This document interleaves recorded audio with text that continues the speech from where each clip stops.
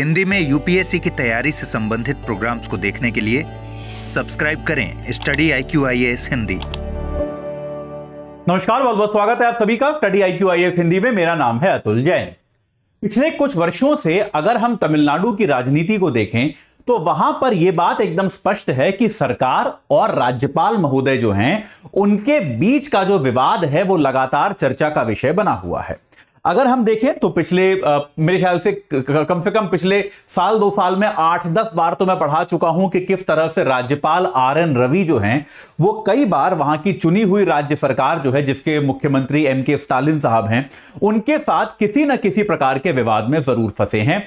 तो अब इन विवादों की सूची में एक नया विवाद जुड़ गया है जो है तमिलनाडु राज्य का जो राज्य गान है, जो स्टेट एंथम है, उसको गलत तरीके से गाने का मुद्दा।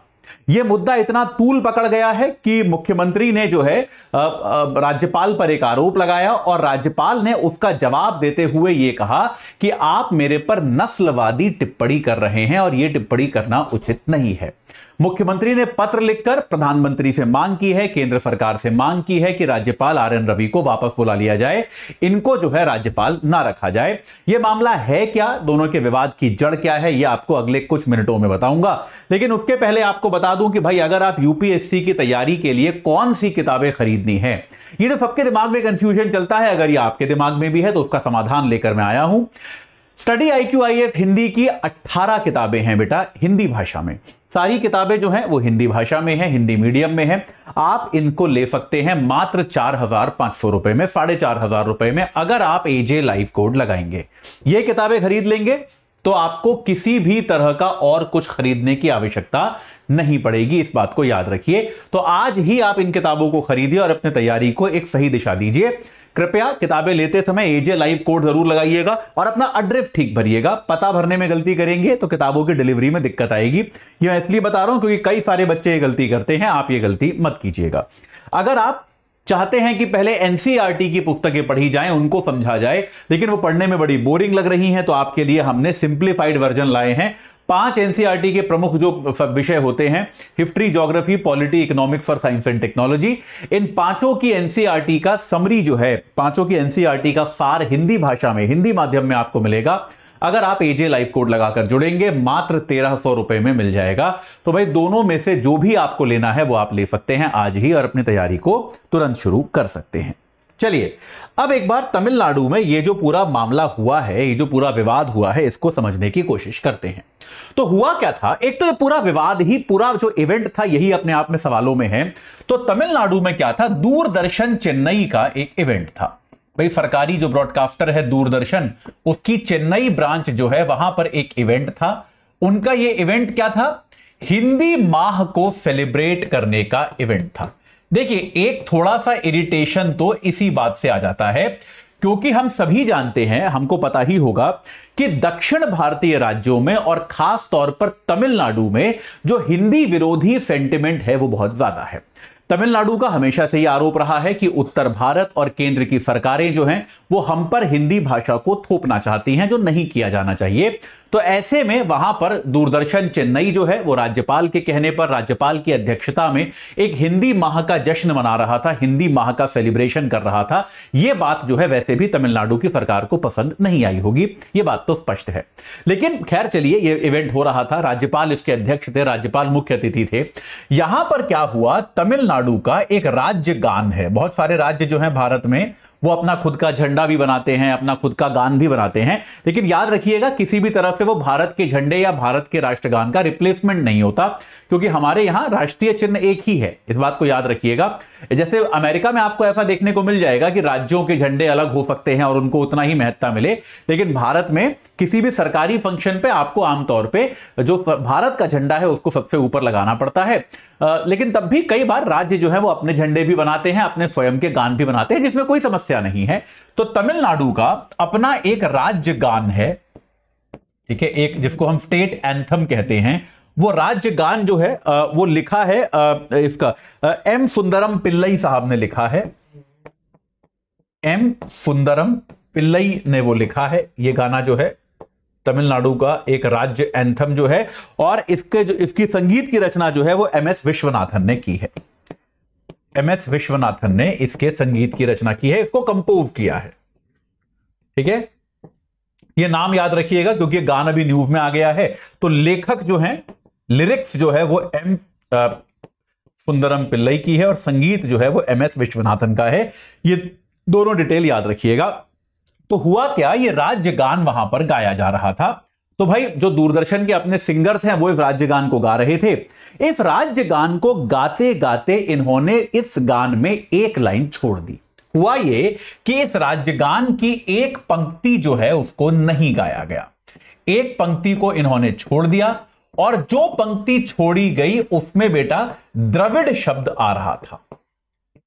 अब द्रविड़ शब्द जो है वो क्या है, हम सभी जानते हैं कि दक्षिण भारतीय जो एक नस्ल मानी जाती है, खास तौर पे तमिलनाडु में, वहां पर द्रविड़ शब्द जो है वो एक गरिमा, एक अस्मिता, एक पहचान से जुड़ा हुआ शब्द है। तो भाई वो कहते हैं कि हम जो है एक द्रविड़ नस्ल के लोग हैं और उनकी पहचान आप देखेंगे अन्ना डीएमके, डी जो आता है, AIADMK, DMK, सारी पार्टियों में डी शब्द जो आता है वो द्रविड़ है और द्रविड़ जो है वो उनकी पहचान मानी जाती है। उनके लिए गरिमा का प्रश्न जो है द्रविड़ शब्द माना जाता है। यहां पर उस गान में द्रविड़ शब्द जिस लाइन में आ रहा था उस लाइन को ही छोड़ दिया गया। राज्यपाल महोदय यहां पर थे, RN रवि जो है वो यहां के राज्यपाल हैं, RN रवि यहां पर थे, लेकिन इन्होंने इस पर कोई जो है कुछ भी नहीं किया। वो इस इवेंट के बाद वापस आ गए। उसके बाद क्या हुआ, मुख्यमंत्री MK स्टालिन ने इसको लेकर ट्वीट किया। उन्होंने कहा कि भाई ये जानबूझकर हमारी जो राज्य की अस्मिता है, राज्य का जो सम्मान है, उन्होंने जानबूझकर उस राज्य की अस्मिता वाली लाइन जो है, द्रविड़ शब्द जहां आ रहा है, उस लाइन को छोड़ा गया। उन्होंने साथ के साथ राज्यपाल RN रवि की भूमिका पर भी सवाल उठाया। उन्होंने कहा पहले तो हिंदी भाषा के सम्मान के लिए इवेंट करना उचित नहीं है। हम बार बार ये कहते हैं हिंदी भाषा को हम पे थोपा जाना ठीक नहीं है। उन्होंने प्रधानमंत्री को पत्र भी लिखा और कहा कि भाई ये हिंदी भाषा जो है भारत के संविधान के हिसाब से राष्ट्रभाषा नहीं है। भारत में कार्यकारी भाषाएं दो हैं, हिंदी और अंग्रेजी, बस इतना ही है। हम अपनी भाषा में बात करना चाहते हैं, अपनी भाषा को ही सेलिब्रेट करना चाहते हैं। हिंदी का इवेंट आपको यहां नहीं कराना चाहिए था। दूसरा सवाल उन्होंने पूछा कि अगर यहां पर यह गलती हुई भी तो राज्यपाल महोदय जो इसकी अध्यक्षता कर रहे थे, उन्होंने तुरंत वहां पर दखल क्यों नहीं दिया। भाई ये तो गलत बात है। अगर आप एक गान गा रहे हैं जो कि एक राज्य का पहचान वाला गान है, तो आपको उसकी जानकारी तो है। अगर उसमें गलती हुई तो राज्यपाल RN रवि को वहीं पर तुरंत दखल देना चाहिए था और उसके बाद जो है आप जो है इसको आप रोक सकते थे, दोबारा करवा सकते थे इस इवेंट को। कोई दिक्कत नहीं है, अगर गलती कई बार हो जाती है आप दोबारा कर दीजिए, कोई दिक्कत नहीं है। ऐसा कुछ किया जाना चाहिए था, लेकिन जो है ऐसा नहीं हुआ। ठीक है, ये यहां पर जो है मुख्यमंत्री ने आरोप लगाया और इसके बाद मुख्यमंत्री ने एक ऐसी पंक्ति लिखी जिसको लेकर राज्यपाल ने कड़ी आपत्ति दर्ज की है। मुख्यमंत्री ने अपने ट्वीट में लिखा कि क्या आप राज्यपाल हैं या फिर आर्यन हैं। इन्होंने कहा कि आप एक राज्यपाल हैं या फिर आप आर्यन हैं। आप एक राज्यपाल की तरह आचरण कीजिए, एक आर्यन की तरह आचरण मत कीजिए। अब ये आर्यन क्या है, देखिए भारत में लोग कौन सी नस्ल के हैं इसको लेकर काफी सारे विवाद, काफी सारी चर्चाएं हैं। लेकिन एक बहुत प्रचलित थ्योरी जो है वो ये है कि पहले भारत में द्रविडियंस रहते थे जो कि अभी दक्षिण भारत में है। तो बाहर से ईरान की तरफ से आर्यंस लोग आए, जैसे मैं एक उत्तर भारतीय हूं तो मैं भी आर्यन हूं शायद, और उत्तर भारत से ये लोग आए और उन्होंने द्रविडियंस को देश के निचले हिस्से तक सीमित कर दिया और उत्तर भारत में आर्यंस रहने लगे। तो यहां पर मुख्यमंत्री ने राज्यपाल के बारे में कहा कि आप राज्यपाल हैं या फिर एक आर्यन हैं। राज्यपाल ने इस टिप्पणी पर कड़ी आपत्ति व्यक्त की। उन्होंने कहा कि यह एक नस्लीय अपमान है, आप मेरे से सहमत नहीं हैं, आप मेरे विचारों से सहमत नहीं हैं, मेरी बात से सहमत नहीं हैं, आप मेरे कंडक्ट की आलोचना करना चाहते हैं, कोई बात नहीं, लेकिन आप मेरे को नस्लवादी शब्द से क्यों बुला रहे हैं। यह जो है इस पर राज्यपाल ने कड़ी आपत्ति व्यक्त की और मैं इस बात से सहमत हूं कि यह वाली टिप्पणी जो है, राज्यपाल को आर्यन बुलाना मेरे ख्याल से बहुत ही अशोभनीय है और यह जो है राजनीति के स्तर को गिराती है। इसको ऐसा नहीं किया जाना चाहिए, इस तरह की टिप्पणियों का स्वागत नहीं किया जा सकता। भाई तो ये जो है, ये मैं मानता हूं कि MK स्टालिन की बात, उनका गुस्सा शायद जायज हो सकता है, लेकिन उस गुस्से के तहत भी राज्यपाल को आर्यन कहकर संबोधित करना वो भी एक पब्लिक प्लेटफॉर्म पर। ये बहुत मुख्यमंत्री के लक्षण नहीं है, ये मुख्यमंत्री पद पे आसीन व्यक्ति को ऐसा आचरण नहीं करना चाहिए। तो इसको लेकर राज्यपाल ने शिकायत की, उसके बाद फिर मुख्यमंत्री ने भी उस पर कुछ और ट्वीट किया, दोनों में ट्विटर पे झगड़ा चल रहा है, एक्स पर। लेकिन ऐसे में कुल मिलाकर जो है इन्होंने दूरदर्शन ने अपनी गलती मान ली। दूरदर्शन चेन्नई ने कहा कि भाई हमसे गलती से ये छूटा, एक ही हमसे गलती थी, हम किसी को ठेस नहीं पहुंचाना चाहते थे, गलती से ये लाइन छूट गई थी। और ऐसे में मुख्यमंत्री ने प्रधानमंत्री को पत्र लिखकर कहा है कि एक तो हिंदी वाले इवेंट आप यहां मत कराइए और दूसरा राज्यपाल को वापस बुला लीजिए। याद रखिए, राज्यपाल आर.एन. रवि के साथ ये कोई पहला विवाद नहीं है।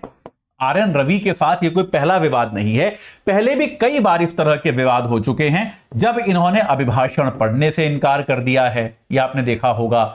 अभिभाषण के बीच में से ये चले गए हैं, ये आपने देखा होगा। इस तरह की चीजें जो हैं कई बार हो चुकी हैं, जिसके कारण जो राज्यपाल आर.एन. रवि हैं उनका आचरण हमेशा संदेह के घेरे में रहा है, उनके आचरण पर हमेशा प्रश्न उठे हैं। तो अभी वर्तमान में केंद्र और राज्य के संबंधों के बीच में जो एक नई गिरावट हमको देखने को मिली है, उसका एक बहुत बड़ा कारण जो है वो अति सक्रिय राज्यपाल हैं। और यह बात सही है कि भारत के लोकतंत्र में, भारत की संवैधानिक व्यवस्था में अति सक्रिय राज्यपाल उचित नहीं है। राज्यपाल जो है भाई, राज्य की सरकार जो होती है, राज्य का शासन प्रशासन चलाने की जिम्मेदारी जो होती है वो राज्य की निर्वाचित सरकार पे होती है। राज्यपाल एक संस्थागत पद है, एक संवैधानिक पद है, गरिमापूर्ण पद है, लेकिन उसको राजनीतिक सक्रियता दिखाना मेरे ख्याल से उचित नहीं है। तो ये बहुत जरूरी है कि भारत में इस चीज को लेकर एक बार पुनर्विचार किया जाए कि आजकल की राजनीति में जिस प्रकार से राज्यपाल अति सक्रिय होकर राज्य सरकारों से टकरा रहे हैं, उससे देश के संघवादी ढांचे को निश्चित तौर पर नुकसान पहुंच रहा है। हालांकि आर.एन. रवि साहब के मामले में ये मैं निश्चित तौर पे कह सकता हूं कि ये पहला विवाद नहीं है और आखिरी भी नहीं है। ये विवाद चलते रहेंगे, केंद्र सरकार भी इनको हटाने में कोई खास इंटरेस्टेड नहीं है और सरकार के साथ इनके विवाद जो है राज्य सरकार के साथ वो लगातार चलते रहेंगे। ठीक है, चलिए तो अभी के लिए इतना ही। जाते जाते आपको एक बार फिर से बता दूं कि भाई एनसीईआरटी पढ़ने में दिक्कत हो रही है, समझ में नहीं आ रही, कोई दिक्कत नहीं। 5 किताबें, 5 ऐसे कंपाइलेशन बनाए हैं हमने हिंदी भाषा में, हिस्ट्री, ज्योग्राफी, पॉलिटी, इकोनॉमिक्स और साइंस एंड टेक्नोलॉजी के, जिसमें सारी एनसीईआरटी हमने आपके लिए कवर कर ली है। इनको पढ़ लोगे, एनसीईआरटी नहीं पढ़नी पड़ेगी, केवल 1300 रुपए में मिल जाएगा अगर एजे लाइव कोड लगाओगे। याद रखिएगा, तुरंत जुड़ जाइए। और अगर आप पूरी यूपीएससी की किताबें खरीदना चाहते हैं तो अलग अलग पब्लिशर की यहां वहां भटक के किताबें खरीदने की जरूरत नहीं है। हमारा 18 किताबों का सेट ले लो, केवल 4500 रुपए में मिल जाएगा अगर आप एजे लाइव कोड लगाओगे, और आज ही आपकी किताबों की समस्या जो है वो सॉल्व हो जाएगी।